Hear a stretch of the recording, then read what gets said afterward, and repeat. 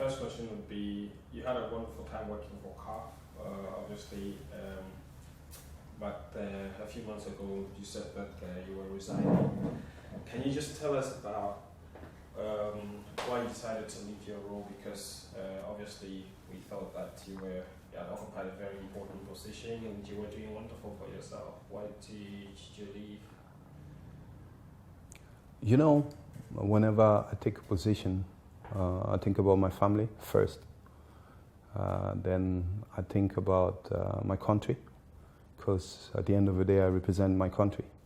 I'm a son of a diplomat, and a diplomat's mission is mostly 4 years. I spent 4 good years at CAF as a Deputy General Secretary in charge of football and development. And I miss my family, I missed my home, and for everybody to know one more time, this is what I tweeted as well, and which is fantastic. I left in peace, no problem. I can call anyone at CAF anytime. Still have a very good relationship with the General Secretary, Mr. Veron, and I'm happy and content with myself, you see. And in life, when it's time to move on, there's a voice which will talk to you. And that voice above, which is Allah, also spoke to me. And you know, I'm 56 years and I have good life experience, and I know what I'm doing, and I'm very, very happy to be back home and still to contribute to African/Ghanaian football development. I'll ask you that next about your contribution to Ghana football development, obviously, because we've seen what you've done with the PFAG and all that. You mentioned your role as, you weren't just Deputy General Secretary in charge of administration, you were in charge of football development, which means that a lot of critical footballing decisions went through your hands. Just a few days ago, the GFA president said that the qualifying format for the women's AFCON, the zonal system for the youth competitions as well, he was advocating that it be scrapped because he didn't think that, he said it was hampering the superpowers of women's football. You were there when that decision was taken. Can you make us understand what the thinking was from CAF's point of view in changing the qualifying format into a zonal system, sort of? You know, there are steps and there are proposals which are going to be laid in front of the executive committee. And the final decision is taken by the executive committee. All I want to say with that is it's very important that presidents like Kurt Okreku, who have a voice, to make their voice heard in the respective committees.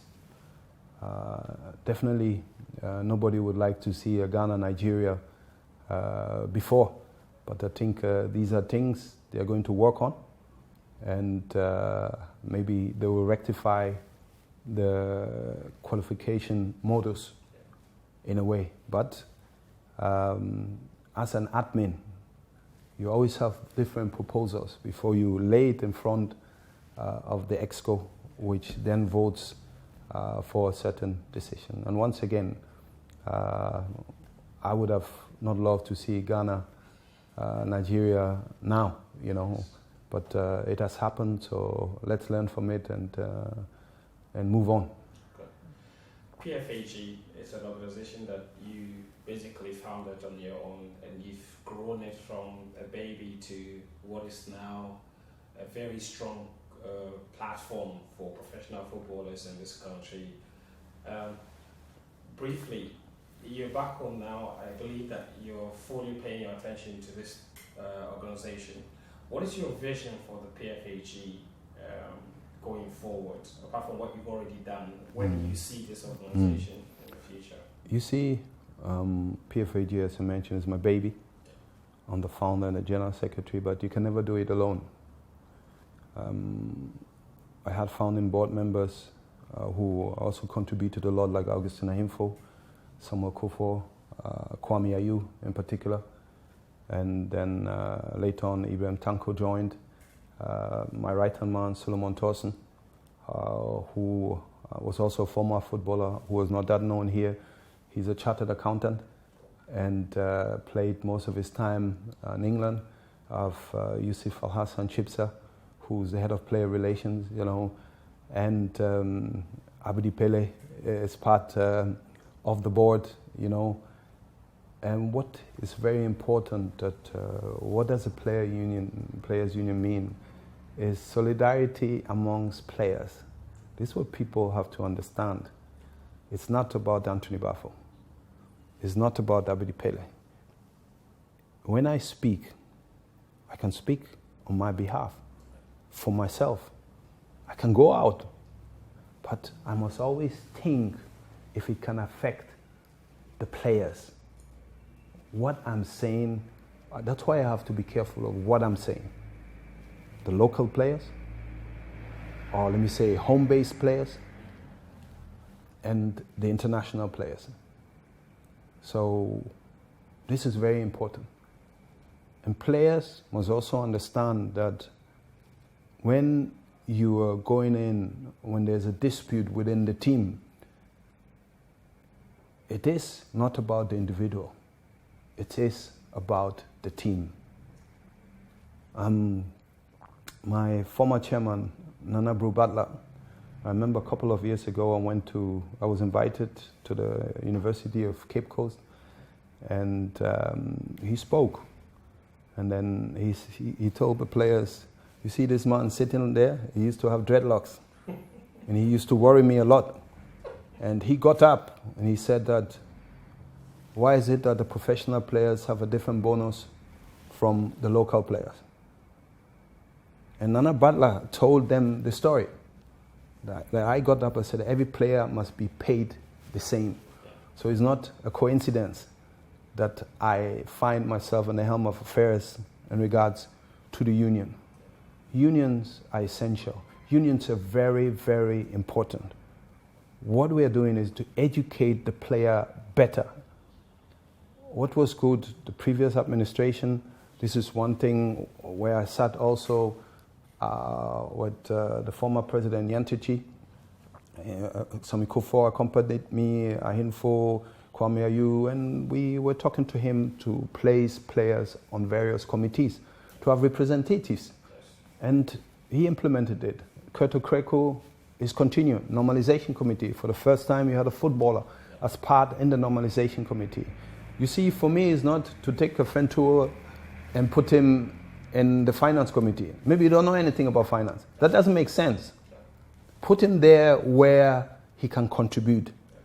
So players who are better educated, I think, will have their lives within football better organized. There were players who didn't have the chance to go to school so far, but that doesn't mean they were born dumb. Financer, that's what we say, is also very important. Where somebody has book knowledge, maybe he might not have this financer, street sense, you understand, which is very important. I thank God that I have both. You see, so the PFAG, like I mentioned, we want that the standard contracts are going to be implemented. We have a good rapport with the Ghana Football Association. There have been talks. I think it's also important that players take care of the pension whilst they are playing. Insurances are also very important. And we have created PFAG TV. We're coming up with a newsletter, Jangbeshi. I don't know if I pronounce it well. It's a Ga word, it means Caesar kick. We wanted an indigenous football word for everybody to know. And of course, more visitations to the clubs. And women's football. Women's football is also very important. We have Aisha Zakari. Yes. We've employed her to help us develop in women's football. And people like Gifty Appiah, who are also very strongly involved. We created WhatsApp platforms with captains to talk about disputes, to educate them about certain contractual issues. So there's still a lot of work to do. We are not satisfied. I am not satisfied, you see. I'm never satisfied with average. I want excellency. And the little I can contribute with my colleagues to make the players' welfare better in Ghana and also outside Ghana for the Ghanaian players. That is something which will make my heart, my body, my mind, and my soul content. But once again, it's a unity work. It's something which has to do with solidarity. In Ghana, players were not so used to speak their mind or to speak out. For me, it doesn't mean when you go on TV or on radio and you speak out that you're outspoken. No, you must be strategic. You see, there's no elevator to success. You must take the stairs. When you're taking the stairs and you look down, you know where you're coming from. So for me, these are the things I'm carrying off, and same like Black Stars. For me, I'm from head to toe, Black Stars, Black Queens. I want my country to succeed. Of course. And I was happy to wear the shirt, you know, standing down there and listen to the national anthem. And now I contribute for these up-and-coming young players to have their lives better, to play AFCONs, to play World Cups, you know. Yeah. And I forgot to mention Stephen Appiah also from day one. He was part, and whilst he was a captain of the national team, he always told me, bro, big bro, for now, that was many years ago, you will see it will work. And I said, Capito, if I wouldn't believe in it, I would have never started it. So people like him, Asamoah Gyan, Jonathan Mensah, Dede Ayew, you know, they all contribute and they are strongly behind us. And that makes me feel very comfortable and to prepare the next generation to one day come and take over. You have seen the facilities here. This is for the players. It is for the players. And our slogan is what? With them and for them. It's an amazing project that you started and have built, and I can already see the future. And like you said, so many other young footballers that you're preparing that will come and take over this place even after you've left and run it professionally, and people that are getting the right education to be able to step in. So that is absolutely wonderful, and we are always there to support you in whichever ways that you need. It's just a phone call or text message away. So, and it's important sometimes to, like you mentioned, it's not just shouting and being on radio that so shows that you are being vocal. You can be vocal in so many different ways. But if you ever feel the need to shout, we have a platform for that. Leaving a legacy. Yes. This is what is important, sustainability. Yes. We can start. That's why I was saying there's no elevator to success. Elevator goes up straight and goes down straight. But when you climb the steps, you feel it. You feel it in your legs. You feel it when you're breathing. You understand? And this is what is important. Changing mindsets and creating sustainability in a positive way. And this, for me, is very important. Brilliant. This one is not just one last thing. I mean, you mentioned football diplomacy, and this is a big thing because now it's being studied at universities and how sports is being used as a diplomatic tool. Being a son of a diplomat yourself, you understand this very well. In your football space, you mentioned yourself, everywhere you go, you're representing Ghana. Since you've retired, you've represented the country like immensely, I'm not going to lie. And we were very proud when we saw you walk out the two teams for the 2014 World Cup as match coordinates, Argentina versus Germany. That was obviously big, but you've done so many other things for FIFA, for CAF. When you look back at that side of your career, what would you pinpoint and say this moment was the proudest moment of my life or of my football diplomatic life since you left the playing surface and started to do all of these things? Which moment really stands out for you? First of all, I always like to correct you. Not only you. A lot of us, huh? No. You see, I was not the match coordinator. I was a general coordinator. A general coordinator is in charge of the entire venue. Entire venue administration. So the match is part. You understand? Your jobs. Yeah, so it's a big responsibility. It was bigger than what I said it was. Exactly. That's why this is just for the respect to the job. Because a lot of people, they say, match commissioner, this. No. It's like a venue director. Wow. You understand? The biggest moments in my life was when I got married to my wife, and when I had 3 beautiful kids. These are 1, 2 of my biggest moments during my career. The other big moment is my first match for Ghana on the 30th January 1992 in Kumasi against Benin.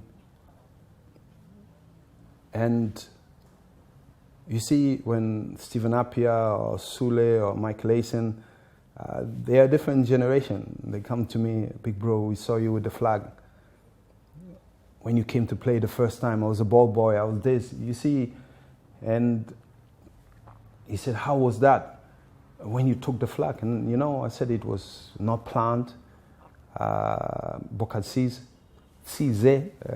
properly pronounced in German, made a substitution. He wanted me to get the honor of the spectators. Right. My first match, I did well, and to have the applause. So it was like 3, 4, 5 minutes towards the end. And there was a guy standing beside the bench with the flag. I took the flag, I felt very emotional, and I did a lap of honor with the flag. And this picture for me is symbolic for my Pan-African, African, Ghanaian thinking. And I feel proud. I feel proud to be an African. I feel very proud to be Ghanaian. I was born in Germany, and I was the first to be born in the diaspora to come and play for Ghana. So these are moments you can never take out of me. And you see, we always say experience and memories are something you can never take out of a human being. And these are fantastic and beautiful moments. That's a beautiful story. Very beautiful story indeed. So you made your debut, and a few months later you were at Baffoe? Yes. Unbelievable. The debut was in 1991. Yes. On the 30th January. And then we played in January, February 92 in AFCON. We had we played again. I played against Togo, Benin, Nigeria. Yeah, that's how it was. And I keep saying that's the last question, then you keep bringing up stuff. You mentioned the fact that you were the first foreign-born Ghanaian to play for the national team. That's remarkable. And we've had a lot of players born abroad to follow in your footsteps since then. A lot of them have had really good careers. Kevin Prince-Boateng, obviously. Hans Sape, Otto Addo. Hans. And I'm happy that I had an influence. Exactly. And it's interestingly, all of them have the German background. That's quite interesting. But there are also the others that didn't exactly have great experiences. Kwarase, I'm sure you saw his interview. He complained about how I'm in very close contact with Adam Kwarase. Exactly. And recently we've been having issues with players that we've been calling. They're turning up. They're turning down the call-ups. Those that are born abroad. Some of them, Kevin Yeboah, turned down a call-up. What's his name? We're chasing Calum Hudson-Odoi now. Do you think it's something that what was different then during your days? Do you think there's something that we're not doing right now that is making some of these players born abroad not, exactly excited to come and play for the country? Like I said, I was one of the first, or the first, and for me it was clear to play for Ghana. Yeah. My father passed when I was 15, and I promised him that I'm going to play for Ghana, Brady Fox, who was back then the youth national coach, and he approached me. And I told him that, if you want me to play for the youth national team of Germany, okay. But if you can give me one person in the senior national team with whom I can identify myself, I will come and play. At that time, there were no blacks. So he understood, and he said, you're very intelligent. And today, the rules are also different. Back in the days, if I would have played once, I could have never played for Ghana again. Anyway, it happened. I'm very happy that it happened now to the players who were born abroad like me. You know, it's a process. Don't forget that they didn't grow up here. They grew up over there. I've had that discussion with Krakow and also with other people that it's important to have ambassadors. You see, those players like Steven Appiah, you have somebody like Eric Addo in Holland, you have Hans Sape in Germany, now Otto, who is with us as well, Razak Pimpong in Denmark, George Boateng, though he didn't play for Ghana, but he has a house in Ghana, he comes to Ghana, and I think it's also very interesting to get them involved. Symbols like Essien, Steven Appiah, who up to now have a big name in the world, Asamoah Gyan as well. So we have had that discussion, and it's also important to have a focal point in Europe. You know, the Turkish people did very well back in the days. You know, they had a lot of immigrants all over the world, especially in Germany, and they had an office there as well with Erdal Keza, who was a former player for Dortmund, and I think that approach will be different. You know, and have someone closer to them. Yes, and you know, you cannot convince someone just who was born or who was lived all his life abroad, you come and play for Ghana tomorrow. No, it doesn't work like that, you know. So we must sit together. It's already good that there's an international relations committee, people like Sami Kufor as well, who played the maestro himself. You know, I could go on with the list, you know. So we will always support, you know, but he must earn the shirt, like I always say. It is very, very important. And the World Cup 2006 helped us a lot. All those who were born abroad, they saw Ghana is at the World Cup. And it really made a big wave, you see, for players to be willing to come and play. So we're there to support us, as I said, and we will find a right way together with the FA to manage this in a very positive way. What advice do you have maybe for the younger players, not even younger players, younger Ghanaians in general, who might be having the same dual identity? You know, one thing which will help you is intercultural skills, which are very important. Don't forget that your parents, mostly is that your parents were not born in Germany or in Italy or in England. So these roots, you know, roots can never go away from you. I don't have a German passport, I have a Ghanaian passport. But I could have 10 German passports. I will always be a Ghanaian, you know. So it is very, very important to respect culture. But you must also feel interested in how things are. Let me give you a simple example. As a kid in America, you say, "Daddy, are you crazy?" Can you say that to a Ghanaian dad? You cannot do that. So it's a no-go. So these are certain things you must know. I used to tell the German people when they ask me, how do you feel? And I ask them, how do I feel? Because I speak better German than you? Or what do you mean? No, do you feel as African? I said, I feel the way you see me. This is how I feel. And they don't see me as a German. You understand? Now, things are different. You have more, back in the days, those who were going outside were mostly students. Now you have the hustlers as well. You understand? So I think you look for your identity. And when you come here, there are simple things like a bus. Okay? Abroad, you go into a bus, you will leave at 7:25. If there's somebody in or not, the bus will leave. Here, what do? We wait until the bus is full. It's a different system. You see?